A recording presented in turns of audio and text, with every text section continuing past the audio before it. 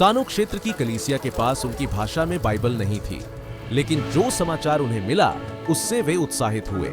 कलीसिया के अगुवों ने जाना कि वे स्वयं बाइबल का अनुवाद कर सकते हैं। पास के माई क्षेत्र से कलीसिया के अगुवे तानो की कलीसियाओं की मदद करने आ रहे थे ताकि वे सीख सकें कि बाइबल का अनुवाद कैसे किया जाए। तानो की कलीसिया इस समाचार से इतनी उत्साहित हुई कि उन्होंने लूका के सुसमाचार से अपने पसंदीदा पदों का अनुवाद शुरू कर दिया। अनुवाद तेजी से बढ़ने लगा, लेकिन जब उन्होंने पहला ड्राफ्ट सुनाया तो सुनने वालों को वह पेचीदा लगा। जब माई के भाई बहन पहुंचे तो तानो के लोगों ने उनका प्यार और आदर से स्वागत किया।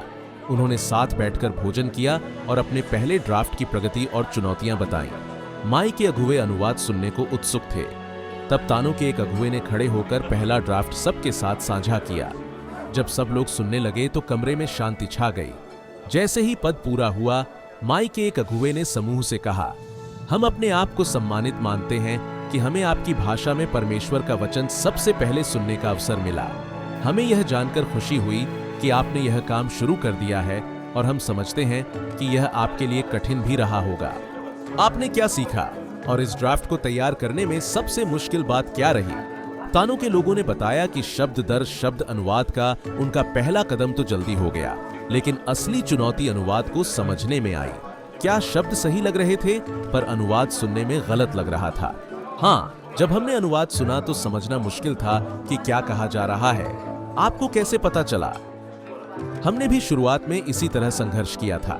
बाइबल एक पवित्र पुस्तक है और हमने हर एक शब्द को अपनी भाषा में अनुवाद करने की कोशिश की। परिणाम यह हुआ कि हमारा भी पहला ड्राफ्ट समझना बहुत मुश्किल था। शब्द हमारी भाषा में थे, लेकिन हमारी भाषा में स्वाभाविक नहीं थे। क्या आप अनुवाद को बेहतर बना पाए? तानो के लोगों ने पूछा। हाँ, हमने सीखा है कि किसी पद का सही अर्थ बनाए रखने के लिए उसके रूप को बदलना पड़ता है। हर एक शब्द का अनुवाद करना एक अच्छा तरीका लग सकता है, लेकिन जब हम ऐसा करते हैं तो दूसरी भाषा में अर्थ स्पष्ट नहीं हो पाता। इसे इस तरह सोचो, इस जग का पानी व्यापारिक भाषा में अर्थ को दर्शाता है। यह ग्लास आपकी भाषा को दर्शाता है। जब मैं जग से ग्लास में पानी डालता हूं तो पानी का आकार बदल जाता है, लेकिन वह पानी ही रहता है। क्या आप समझे? जब हम एक भाषा से दूसरी भाषा में अर्थ बताते हैं तो भी यही होता है। भाषा के रूप या ढांचे से जुड़ी बातें, जैसे शब्दों की संख्या, शब्दों का क्रम और अन्य चीजें, इनमें बदलाव करना पड़ सकता है ताकि अर्थ वही बना रहे। तानो के लोगों ने इस पर एक पल के लिए सोचा, फिर कहा, हाँ, हम समझते हैं। फिर भी हम कैसे सुनिश्चित करें कि हमने सही अर्थ निकाला है? आइए एक बार फिर पानी के उदाहरण पर विचार करें। अगर मैं जग से कुछ पानी गिलास में डालता हूं तो कुछ पानी पीछे रह जाता है।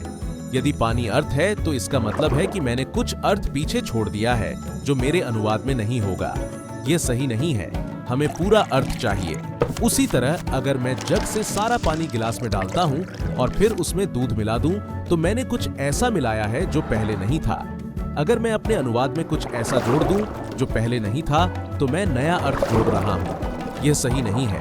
अंत में अगर मैं पानी को चाय की पत्तियों पर डाल दूं तो अब वह पानी नहीं रहा बल्कि चाय बन गई है। अगर मैं अपने अनुवाद में वही अर्थ नहीं बताता जो मूल में था तो मैंने उसे बदल दिया है। यह सही नहीं है। हमें केवल मूल अर्थ की आवश्यकता है। तानो कलीसिया के अगुवों ने इस पर विचार किया और समझा। इस बातचीत ने सभी को उत्साह से भर दिया और उन्होंने एक साथ प्रार्थना की कि परमेश्वर उन्हें इस नई समझ के साथ आगे बढ़ने में मदद करे। जब हम अनुवाद करते समय 3 बातों का ध्यान रखते हैं तो हमें यह भरोसा होता है कि हमने सही अर्थ समझा है। सबसे पहले सभी मूल अर्थों का अनुवाद करें। दूसरा, मूल में जो नहीं है उसमें नया अर्थ न जोड़ें। तीसरा, अर्थ को बदले बिना बताएं।